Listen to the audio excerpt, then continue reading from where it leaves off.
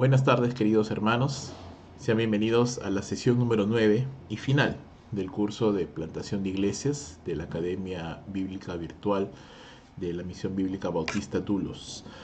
En esta oportunidad vamos a terminar ya con esta introducción a este interesante tema de la plantación de iglesias, reflexionando un poquito acerca de la importancia de los grupos pequeños dentro de este esquema de trabajo o de esta filosofía de trabajo de la plantación de iglesias.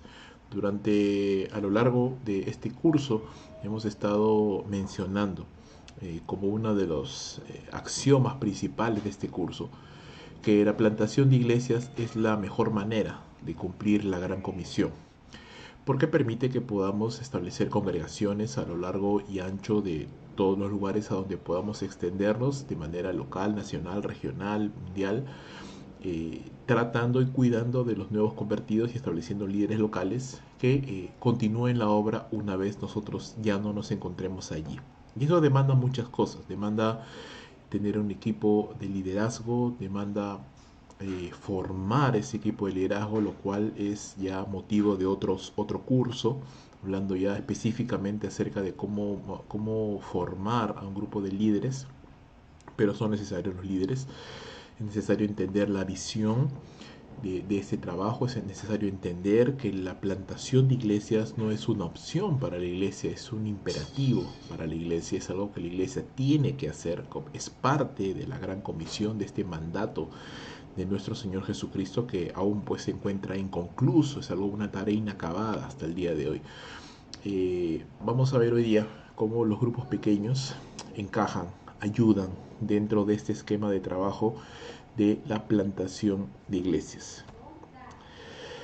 Algo con lo que vamos a empezar, esta frase tómese como un eje a través del cual va a girar todo lo que vamos a ver en esta tarde, y es lo siguiente, ¿no? Queremos ser una iglesia pequeña y a la vez grande. ¿Qué significa esto? Que como tú bien sabrás, la Gran Comisión no tiene solamente un alcance local, ¿no?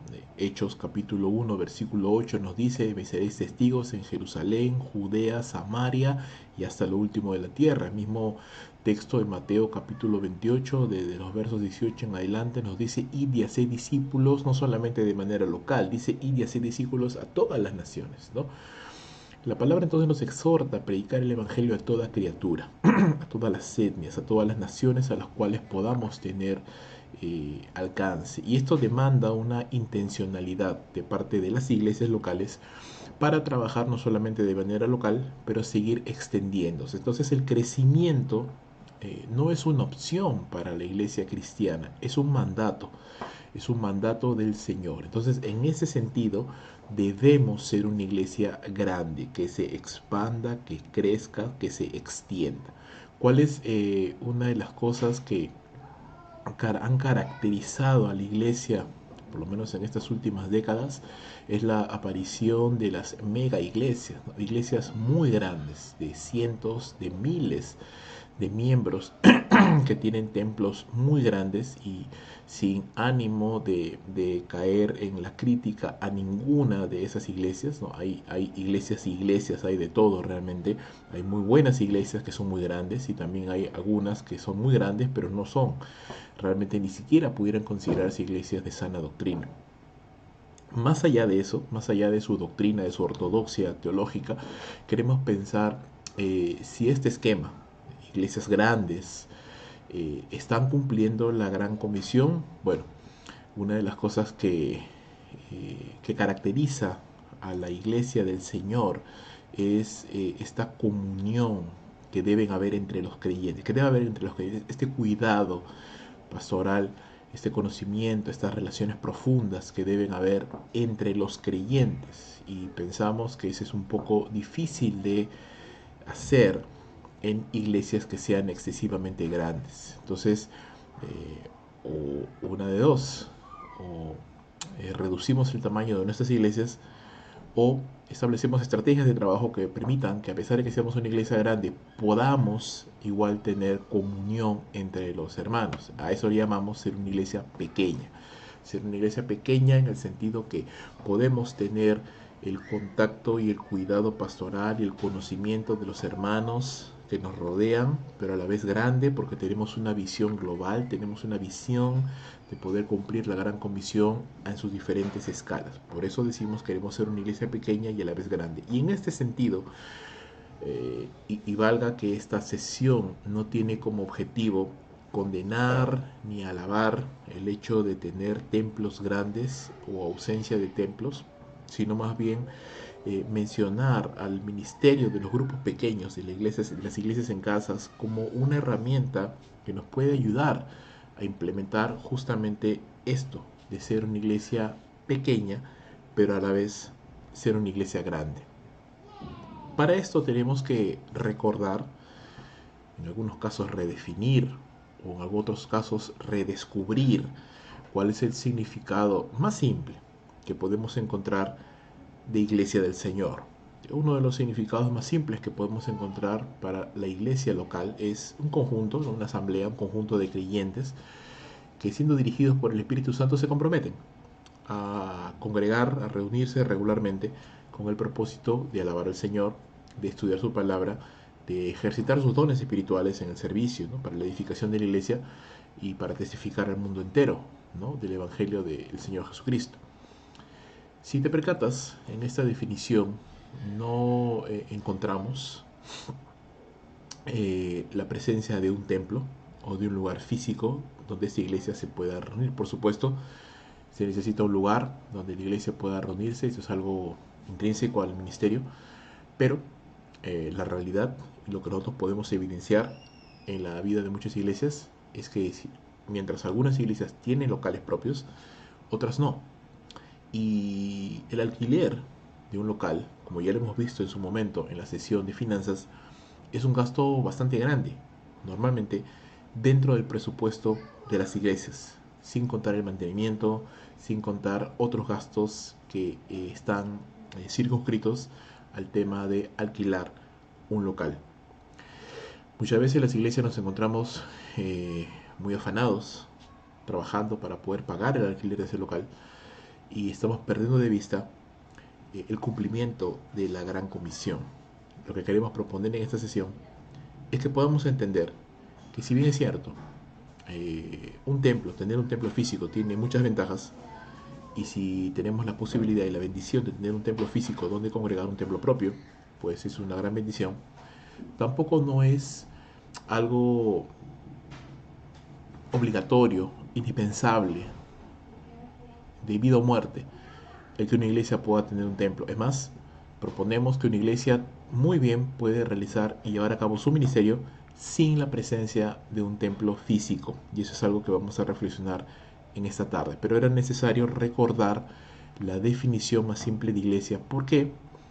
Porque tener una eclesiología sana, es decir, una definición de la iglesia sana, nos ayuda a poder marcar el derrotero, el rumbo por el cual nosotros tenemos que hacer ministerio.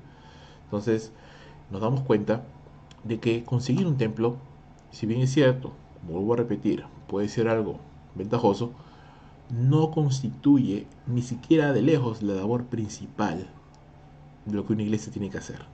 La iglesia del Señor, una iglesia local, cualquier iglesia local que se precie de serlo, tiene que estar enfocado en las cosas que acabamos de mencionar, en alabar al Señor, adorarle, conocerle, predicar su palabra, testificar al mundo perdido, promover la comunión, la coinonía entre los hermanos y el servicio por amor entre ellos. Y esas cosas son los puntos fuertes en los cuales las iglesias tenemos que estar enfocados y ocupados. Y cuando la iglesia estamos enfocados en hacer esto, entonces definitivamente estamos yendo en pos del cumplimiento de la gran comisión, y eso es mucho más importante que poder conseguir infraestructura, como en el caso de un templo o algo por el estilo. ¿Para qué existimos? Esta es otra pregunta que tenemos que hacernos, y va de la mano con lo que acabamos de decir, la eclesiología. ¿Para qué existimos como iglesia? ¿Cuál es la razón de ser de la iglesia? ¿Sí? Hay congregaciones en las cuales se trabaja muy duro, se venden y se realizan muchas actividades económicas con el objetivo de conseguir un templo y hermosear ese templo y construirlo, y está muy bien, pero ¿esto es la razón de nuestra existencia?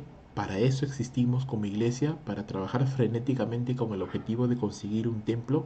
Ese es el propósito real. No queremos, hermanos, estar ocupados en algo que Dios no nos ha llamado a hacer. Queremos estar ocupados específicamente en lo que Dios nos ha mandado a hacer, porque en la obediencia a la voluntad de Dios hay bendición, hay provisión y hay gozo.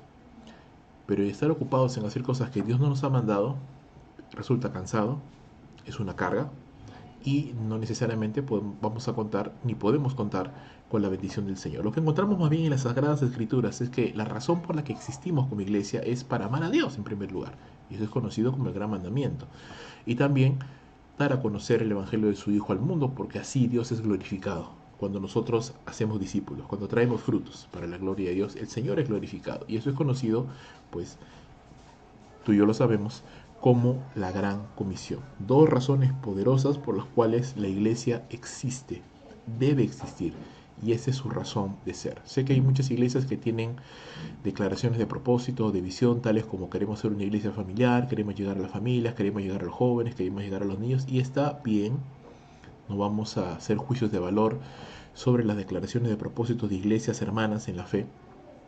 Lo que estamos diciendo es que lo que vemos en las escrituras, que la declaración de propósito universal, final, definitiva para todas las iglesias, y valga que las iglesias podemos llevar a cabo ese propósito de diferentes formas porque la gracia de Dios es multiforme, pero el propósito final, la meta a la que todas las iglesias, independientemente del camino que tomen, deben de llegar es a esto, a procurar cumplir el gran mandamiento por medio de una vida de adoración a Dios, una vida de comunión, de santidad y el cumplimiento de la gran comisión.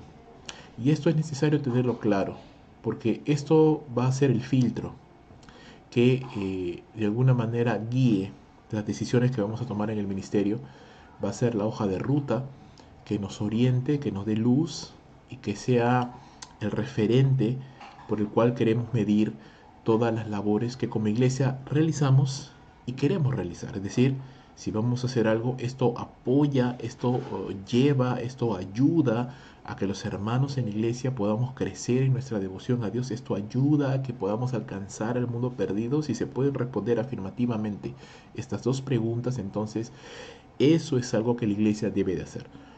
Pero si aquello que estamos queriendo hacer, emprender, conseguir, no responde satisfactoriamente a estas dos preguntas, pues probablemente esto es algo en lo cual la iglesia no debería de involucrarse, porque al final nos conlleva un gasto innecesario de fuerzas, de recursos, de dinero, de tiempo, y son recursos valiosos, limitados, que Dios nos da para poderle servir en esta vida que Él nos ha dado. Reflexionemos entonces, hermanos. ¿Qué es lo mínimo entonces que necesitamos para llamarnos iglesia? ¿Es necesario un templo físico para llamarnos iglesia, viendo las definiciones que hemos visto en su momento y la declaración de propósito que hemos analizado? ¿Es necesario, es vital? Si un templo no podemos llamarnos iglesia, creo que no, ¿verdad? El templo ni siquiera está en una característica, ni siquiera es un requisito para que podamos llamarnos iglesia.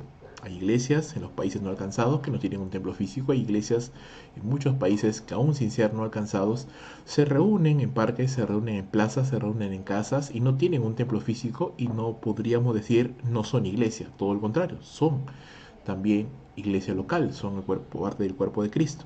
¿En qué actividades debemos concentrarnos o centrarnos como iglesia para cumplir nuestro propósito de existencia? Bueno, definitivamente creo que la misma declaración de propósito nos da una luz ya, ¿verdad? Actividades espirituales, ¿no? La alabanza, la oración, el ayuno, la vigilia, actividades de aprendizaje, la predicación de la palabra del Señor, la enseñanza de las Sagradas Escrituras, la consejería, la exhortación, el discipulado, y actividades que nos permitan llegar al mundo perdido con la palabra del Señor, el evangelismo, en sus diferentes formas y de sus diferentes maneras, con el objetivo de poder llevar adelante la palabra de Dios. Entonces, estas actividades son aquellas en las cuales la iglesia debe encontrarse enfocada. ¿Qué costumbres actuales impiden que cumplamos efectivamente nuestro propósito como iglesia? Vuelvo y repito. A veces una excesiva preocupación en un templo físico y en todos los requerimientos inherentes a este, puede distraernos de nuestro propósito principal. Un edificio, mientras más grande y más hermoso, pues mayor mantenimiento requiere, mayor personal requiere para su funcionamiento adecuado. Mientras más concentramos personas en un servicio, más personas necesitamos para llevar adelante dicho servicio, para mantener cuidado el ambiente en el cual estamos trabajando. Y mientras más centrados estamos en lo que estamos haciendo en ese momento, menos concentrados estamos en poder llegar a los lugares no alcanzados. Un pensamiento muy importante que siempre rueda en mi mente es cómo el mandato del Señor Jesucristo a los apóstoles y discípulos de la iglesia primera, de la iglesia temprana, fue: no salgan de Jerusalén todavía hasta que reciban el Espíritu Santo, la promesa del Padre, pero una vez que reciban esto y reciban poder, entonces me serán testigos, pero no solo en Jerusalén, sino en Judea, Samaria, hasta lo último de la tierra. Y ese era el rumbo, ese era el camino que la iglesia primera debería de haber tomado. Sin embargo, vemos hasta Hechos capítulo 7 que la iglesia no había salido de Jerusalén y no había pasado de ser simplemente un puñado de hermanos que, bueno, no un puñado, ya era una cantidad importante de cristianos, pero que no habían trascendido de las barreras de Jerusalén. Seguía siendo un movimiento que había salido del judaísmo, pero más nada. Y Dios tiene que permitir la persecución a manos de Saulo de Tarso para que la iglesia salga, ¿sí? Para que la iglesia salga. Es más, por ahí algún pastor dijo: como la iglesia no quiso cumplir Hechos 1.8, Dios trajo Hechos 8.1, ¿no? La persecución, para que la iglesia pudiera salir. Entonces, ¿qué costumbres actuales impiden que cumplamos efectivamente nuestro propósito como iglesia? Pues todas aquellas cosas que nos detienen, que nos demoran, que nos concentran de manera local y nos impiden ver de manera global la labor que tenemos que realizar, ¿sí? Y esto eh, porque no queremos ser eh, dogmáticos en el sentido de decir que todos los templos están mal, porque definitivamente que no es así, ¿sí? Entonces solamente decimos que todas aquellas cosas que nos impiden llevar adelante el cumplimiento del gran mandamiento de la gran comisión, porque hay iglesias que tienen templos y son muy activas en el cumplimiento de la gran comisión, como también hay iglesias que tienen templos muy grandes y que no cumplen la gran comisión, están centradas solamente en sí mismas. Entonces el templo per se tampoco no es, y no queremos demonizar, ¿sí? No queremos demonizar un templo físico. Tener un templo físico tiene ventajas para la iglesia que lo puede tener. No queremos estigmatizar el hecho de tener un templo. Cuarta pregunta: ¿qué también estamos avanzando en el cumplimiento de nuestro propósito como iglesia? Bueno, dependiendo, y lo vimos también en su momento en estas clases, y es bueno el uso de indicadores, ¿no? Indicadores, métricas que nos ayuden a medir. Los números no mienten, hermanos, y las métricas, los indicadores nos ayudan a medir que también estamos avanzando en el cumplimiento de las labores de nuestro propósito como iglesia. Y muchos de esos indicadores, o algunos de esos indicadores muy buenos para medir, son el número de convertidos o bautizados por mes, el número de nuevos miembros por mes, el número de discipulados por mes, de hermanos discipulados por mes, de bautizados por mes, porque ese número te indica, si yo van 6 meses y no tengo un solo bautizado, un solo discipulado, un solo nuevo miembro, entonces algo está pasando. Algo está pasando en la iglesia, que no hay un crecimiento. Entonces los números, hermanos, no mienten. Las métricas nos ayudan. ¿Que también estamos avanzando? Pues dependiendo, ¿no? Va a depender de que implementemos estas métricas, que seamos honestos con ellas, leamos, hagamos una lectura mensual, quincenal, de cómo vamos avanzando en las métricas, y seamos honestos al evaluarnos y decir: ok, estamos avanzando, hay un crecimiento que podemos evidenciar en la iglesia, o hace ya varios meses que nos hemos estancado y tenemos que buscar al Señor y analizarnos para saber, pues, qué está pasando, porque no hay un crecimiento, ¿no? Son preguntas que es necesario hacernos, hermanos, y tenemos que hacernos como pastores, plantadores de iglesias, misioneros, porque necesitamos evaluar nuestros trabajos a la luz de los resultados también que estamos ejercitando. Muchas veces decimos: no, los resultados son del Señor, nosotros solamente trabajamos. Sí, es cierto. Sin embargo, eso también puede ser utilizado para disfrazar mediocridad disfrazada de reverencia y de dependencia a Dios. ¿Por qué? Porque, hermanos, la vida que el Señor nos ha dado en esta tierra es un tiempo limitado y tenemos que saber aprovecharlo para la gloria del Señor. No queremos estar desperdiciando años de nuestras vidas en una labor que no está funcionando, porque tal vez no estamos siendo lo suficientemente diligentes, porque tal vez no estamos evaluando el campo en el cual estamos trabajando. Recuerda, el Señor es un buen inversor, Él nos da talentos para que los multipliquemos, para que demos frutos en lo que el Señor nos ha enviado. Entonces tenemos que evaluarnos, tenemos que ser reflexivos y poder actuar según lo que podamos encontrar. Muchas de las cosas, de los problemas que la iglesia sufre en estos tiempos y que le impiden cumplir a cabalidad, ¿cierto? A cabalidad. En la Gran Comisión es la misma estructura del sistema eclesiástico actual que no ayuda, ¿no? Que no ayuda. No queremos decir que la manera como se hacen las cosas está mal, lo que queremos decir es que hay aspectos del sistema eclesiástico actual que no ayudan. ¿A qué llamamos un sistema eclesiástico actual? Un sistema donde las iglesias normalmente están trabajando en función de programas, de cultos, de servicios en un templo físico donde el enfoque es invitemos personas a nuestra iglesia que vengan, que escuchen el sermón, que vean lo que se hace, un teatro, una obra teatral, un mimo, que escuchen la música, que escuchen la predicación, que levanten su mano y que sean discipulados, pero que vengan, que vengan. Entonces el énfasis, la prioridad es en la asistencia a las personas, en que vengan y que esas personas, al ser discipuladas y ser entrenadas, pues entran en ese sistema de entender que su responsabilidad es traer personas a la iglesia, ¿sí? Nada más.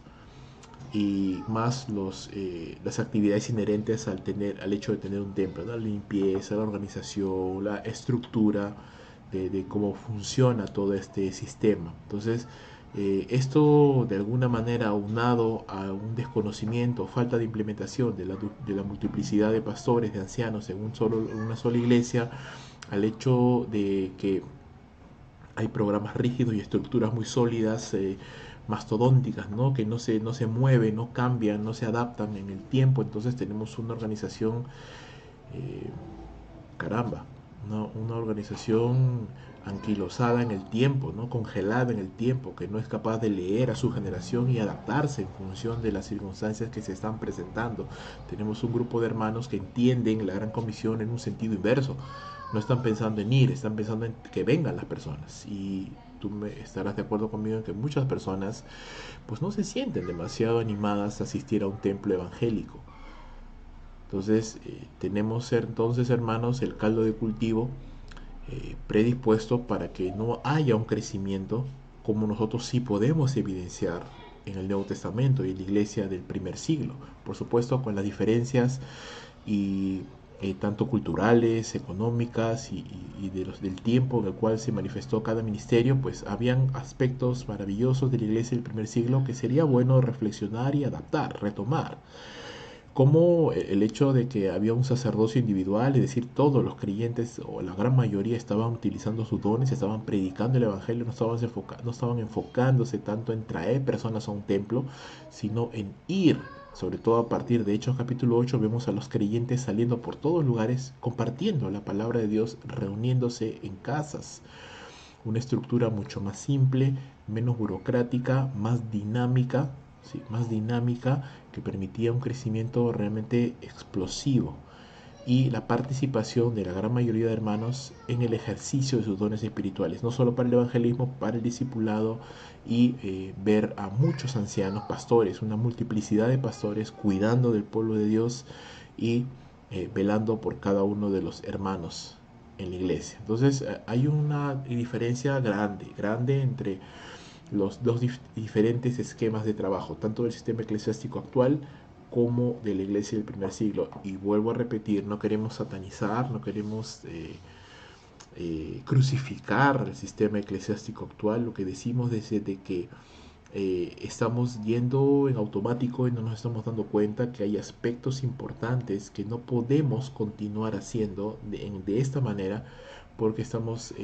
traicionando el espíritu de la iglesia novotestamentaria y de alguna manera pues dejando de lado el cumplimiento de la gran comisión en pos de simplemente establecer un reino personal o una iglesia determinada en un templo específico, cuando Dios no nos ha llamado a edificar un templo, ni nos ha llamado a edificar una denominación, Dios nos ha llamado a predicar el Evangelio de Jesucristo haciendo discípulos, no solamente llevando el Evangelio, pero discipulando personas a todas las naciones. Eso es importantísimo. Mira lo que vemos acá. Una iglesia saludable está enfocada en cumplir su propósito a través de una estructura simple, buscando ser grande, tener influencia y expansión, y a la vez pequeña, sin perder la comunión y el cuidado de los miembros. Lo podemos hacer basados en una red de grupos pequeños que extienden una red de cuidado y de edificación. Entonces lo que proponemos en esta última sesión ya, y que quede como una materia de reflexión para eh, futuras oportunidades y para el ministerio que el Señor nos ha encomendado, es que queremos modelar una estructura diferente en nuestra congregación local.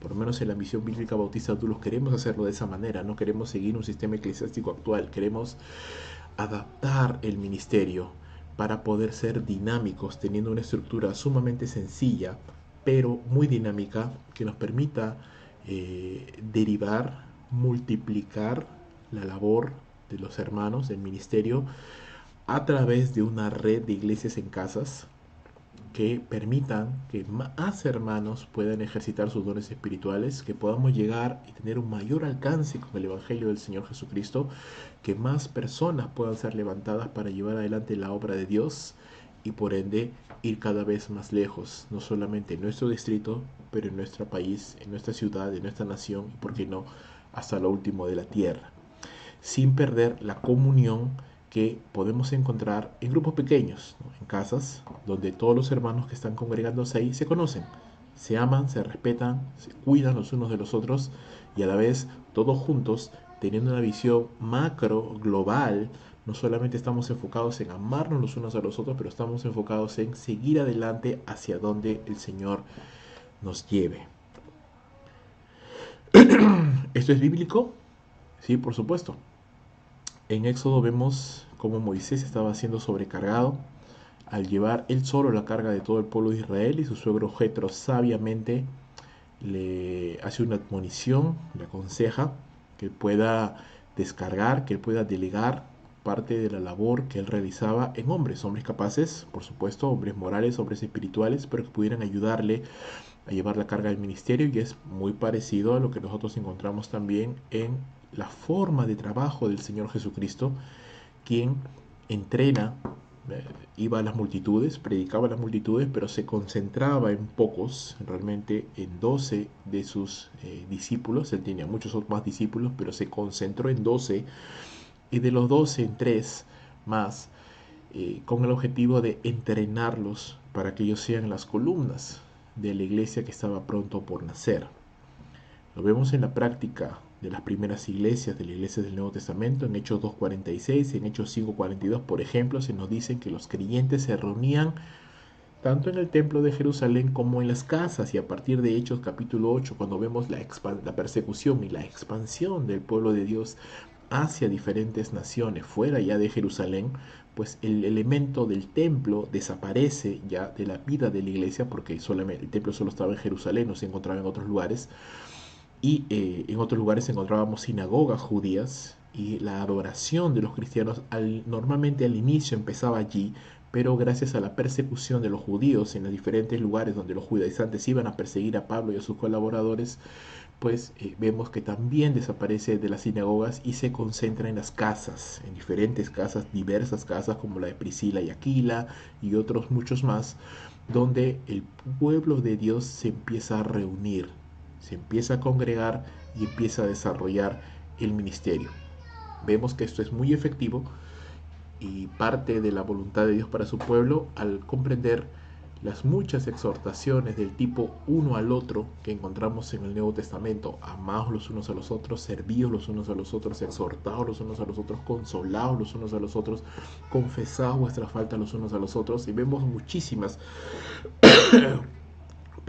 muchísimas de estos mandamientos que implican una vivencia, un conocimiento, una interacción profunda entre hermanos, lo cual se puede dar de manera excelente en grupos pequeños. Si tenemos un gran grupo de miles de personas, va a ser un poquito difícil que podamos desarrollar relaciones profundas con personas a las cuales no podemos distinguir entre un mar de personas. Pero si tenemos grupos pequeños, ¿cierto?, de personas que se conocen, que se aman, que oran las unas por las otras, entonces estamos justamente llevando adelante este propósito de ser una iglesia pequeña, pero a la vez una iglesia grande, a través de múltiples de estos grupos, de muchos de estos grupos que llevan adelante la labor de llevar el Evangelio mucho más allá de su alcance. Algunas preguntas más. ¿Es un grupo pequeño, se puede considerar un grupo pequeño una iglesia? Yo diría, hermanos, depende. Hay algunas iglesias que establecen y le llaman a sus grupos pequeños, le llaman células o grupos de amor o casas de amor, tienen diferentes denominaciones, pero al final establecen algunos grupos pequeños de hombres solamente, o de mujeres solamente, o de jóvenes solamente, de estudiantes universitarios o de matrimonio solamente, y bueno, respetando, una vez más, respetando la manera de trabajo de cada una de las iglesias locales, por lo menos nuestra convicción, viendo y examinando el testimonio de las Sagradas Escrituras, es que no. Nosotros no podríamos considerar una iglesia a un grupo pequeño solamente de hombres o a un grupo pequeño solamente de mujeres, porque no vemos esa forma en el Nuevo Testamento. Vemos que en el Nuevo Testamento se manejan iglesias en casas, iglesias compuestas de familias, hombres, mujeres, niños, jóvenes, ancianos, familias. Entonces, queremos nosotros trabajar y grupos pequeños, iglesias en casas, con familias, con personas de diferentes edades, tamaños y formas. Y allí sí podríamos considerarlos iglesia, porque si hay un grupo de creyentes que se reúnen regularmente en una casa o donde sea, con el propósito de adorar al Señor, de escuchar su palabra, de testificar al mundo perdido, ¿qué es eso? Una iglesia local. Es una iglesia local. Por supuesto, vamos a orar y vamos a trabajar para que cada una de esas iglesias locales tenga un anciano, como vemos en la palabra del Señor, un anciano, un hombre llamado al pastorado, que cuide de esa congregación, pero es una congregación con pleno derecho, conforme vemos en las Sagradas Escrituras. ¿Cuál es el programa que deberíamos llevar a cabo en una reunión? Al ser una estructura más informal y al buscar, todo depende del propósito, hermano, a nosotros buscar, ¿qué buscamos en un grupo pequeño? ¿Qué buscamos en una iglesia en casa? En primer lugar buscamos comunión entre los hermanos, que los hermanos se conozcan, se amen, se respeten, oren los unos por los otros, se preocupen los unos por los otros. Entonces buscamos comunión. ¿Qué buscamos? Buscamos que el inconverso que tiene dificultades o reparos en asistir a un templo evangélico no lo tenga tanto para asistir a una casa donde se está llevando a cabo una reunión. Entonces queremos que sea un ambiente de amor, que sea un ambiente evangelístico, atrayente. ¿Qué buscamos en un grupo pequeño? Que podamos desarrollar las actividades espirituales de una forma relevante, creativa y no tan acartonada, ¿sí? Como un culto tradicional. ¿Qué estoy diciendo? ¿Que no vamos a tener predicación? No, por supuesto que no. No hay salvación si no hay predicación. Entonces, a Dios le ha agradado salvar al hombre por la locura de la predicación. Entonces, lo que estoy diciendo es de que no queremos ser una reunión tan formal, porque el mismo ambiente en que nos encontramos, una casa, pues no es necesariamente un ambiente de lo más formal. Queremos una reunión informal en el sentido de que pueda presentarse un tiempo para la comunión, pero también un tiempo de solemnidad, un tiempo de reverencia, donde podemos alabar al Señor y escuchar su bendita palabra. Va a depender, hermanos, de cada iglesia cómo desee implementar sus reuniones, pero la idea es que cumplamos los propósitos que como iglesia local debemos de tener, y siempre dándole el lugar debido y el honor debido a Dios y a su palabra. Tipos de ministerios. Bueno, hay iglesias que asumen estos grupos pequeños como un complemento, es decir, tienen su templo físico y las actividades principales del ministerio las realizan allí, pero a la vez tienen grupos pequeños donde la semana se reúnen los hermanos y tienen un tiempo de comunión y tienen un tiempo pues de pasarlo bien y de aprender la palabra del Señor y nada más, pero no ejercitan las labores propias de una iglesia en esos grupos pequeños, es decir, no celebran la cena del Señor, no bautizan hermanos, solamente se reúnen para tener comunión. Es un esquema de trabajo y se respeta. Hay otras iglesias que asumen el ministerio de los grupos pequeños no como un complemento, sino como la base de todo el ministerio. Es decir, no tienen un templo físico o no lo usan como la actividad central de su ministerio, sino tal vez como para tener reuniones cada X semanas o días donde se puedan reunir todos los grupos, pero la actividad central se realiza en los grupos pequeños, en las iglesias en casa, y las iglesias en casa son iglesias de por sí y realizan las actividades que una iglesia local realiza. Celebran la cena del Señor, ejercitan la disciplina eclesiástica, bautizan hermanos y obviamente quien está a cargo es una persona que ha sido ya ordenada al ministerio como un pastor o es una persona que tiene el llamado pastoral pero aunque todavía no haya sido ordenado al mismo. ¿De qué va a depender? Pues va a depender definitivamente de lo que los ancianos, los pastores de cada iglesia determinen qué labor realizar. ¿Cómo lo vemos nosotros? Pues lo vemos en función de que los grupos pequeños, las iglesias en casa sean la base de nuestro ministerio. Es decir, no queremos enfocarnos en un templo físico, queremos enfocarnos más bien en una multiplicidad de pastores, pastoreando una multiplicidad de iglesias en casas que nos permitan ser una iglesia muy grande, pero a la vez muy pequeña, llegando cada vez más lejos en el camino que el Señor nos ha trazado, pero a la vez manteniéndonos siempre enfocados en el cuidado personal de cada uno de los hermanos. Los grupos pequeños, hermanos, en este sentido entonces deben ser el principal canal de evangelismo y discipulado de la iglesia. Las personas deben de llegar por medio de las iglesias en casas. Vuelvo a repetir porque el incrédulo pues se va a ver normalmente reticente, reacio a asistir a un templo evangélico, pero no tiene tantas de esas defensas o tantas de esas contradicciones cuando se trata de asistir a un hogar. Esto nos lleva a una pregunta. Entonces, ¿está mal tener un templo? No. Creo que ya lo he dejado bastante claro. No está mal tener un templo. Y si hay una iglesia que tiene un templo, y es un templo propio, no, es decir, no tiene un gasto por ello, más allá que los gastos propios de mantenimiento, pues debería utilizarlo. Debería utilizarlo sin descuidar la labor de los grupos pequeños y las iglesias en casas. Si vemos una iglesia que no tiene un templo pequeño, un templo, perdón, sino que se ve en la obligación o se ve en la necesidad de alquilar, yo recomendaría, sinceramente, eh, desestimar el uso de un templo. No lo necesitamos para hacer el ministerio.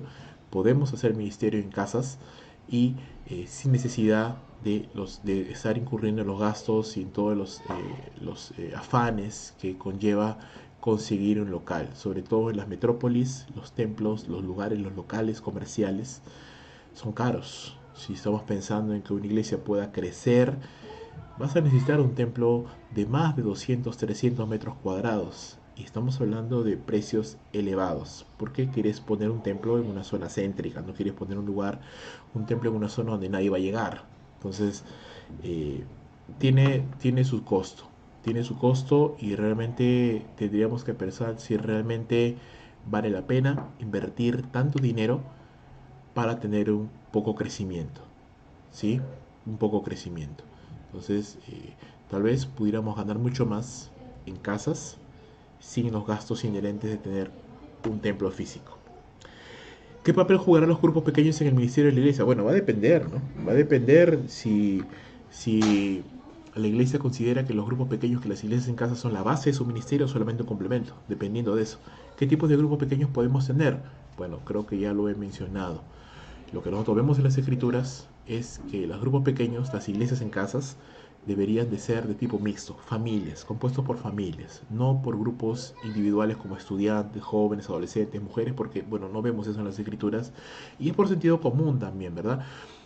¿Qué necesitan los jóvenes? Los jóvenes no necesitan el consejo de otros jóvenes, necesitan el consejo de adultos. ¿Qué necesita un matrimonio joven? Pues encontrarse con matrimonios más experimentados. ¿Qué necesita un nuevo creyente? Pues encontrarse con creyentes de más edad, maduros en la fe. Entonces necesitamos esa mixtura le da ese sabor, esa riqueza de variedad que podemos encontrar entre los hermanos. ¿Quiénes serán los líderes de estos grupos pequeños? Bueno, yo recomiendo que sean personas con llamado pastoral, que sean personas con llamado al ministerio, que amen la obra, que amen a los hermanos, que amen la palabra de Dios, que tengan el don de enseñar la palabra, de compartir el evangelio, porque van a ser quienes van a pastorear, ¿sí? Van a pastorear estas iglesias en casa. Y si no tenemos pastores ya en el ministerio, pues deberíamos estar entrenando ya, orando y entrenando por futuros pastores para que se hagan cargo de estas iglesias en casas. ¿Cómo implementamos esta visión? Bueno, va a depender, ¿no? Si la iglesia ya tenía un trabajo con las células, con los ministerios de grupos pequeños, pues va a ser más fácil la transición.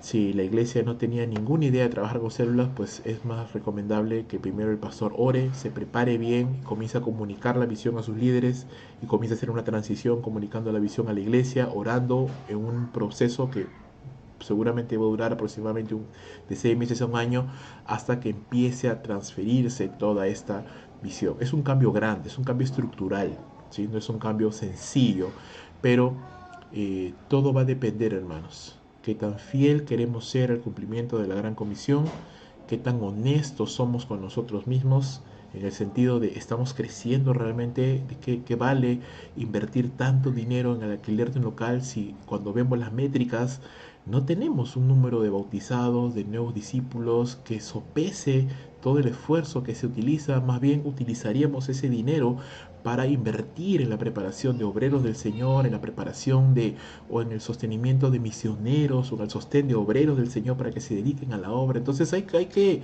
saber evaluarnos y decir y ser honestos y decir, Señor, ¿sabes qué? Tal vez no estamos haciendo lo correcto aquí, estamos invirtiendo dinero en la nada, es solo en mantener un grupo de hermanos y no estamos creciendo, no estamos yendo en pos de la gran comisión, y hacer los cambios necesarios. Por supuesto, eso demanda valentía, demanda fe y demanda que entendamos la importancia de la gran comisión.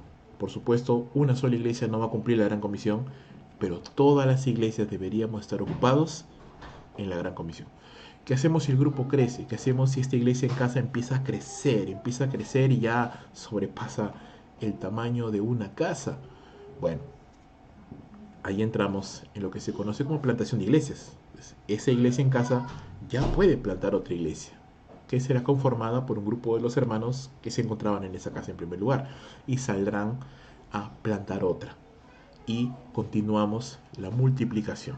No queremos al final que esa iglesia en casa empiece a crecer y se busque un local y lo alquilen, porque al final volvemos a lo mismo, volvemos a caer en el mismo error.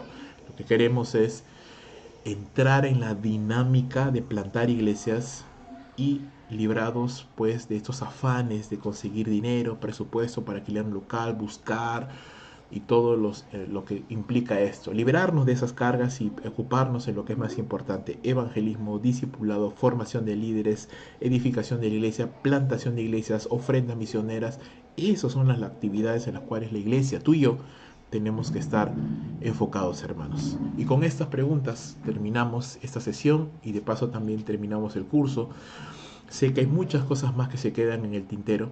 Sé que hay muchas cosas y más preguntas que podemos hacernos. Esto solamente es un curso introductorio que nos llama a la reflexión, que despierta, y ruego que así sea, que despierte en nosotros ese deseo por estar inmersos en lo que Dios nos ha mandado. O sea, recuerda, hermano, si nos enfocamos en lo que Dios nos ha mandado a hacer, siempre habrá bendición. Si nos enredamos en cosas que Dios no nos ha mandado a hacer, pues no hay seguridad de que tengamos la bendición de Dios. Te animo entonces a que puedas orar, involucrarte en este trabajo maravilloso de plantar iglesias, llevando el Evangelio de Jesucristo para la gloria de Dios. Que Dios te bendiga, hermano. Nos vemos en un siguiente curso. Chao.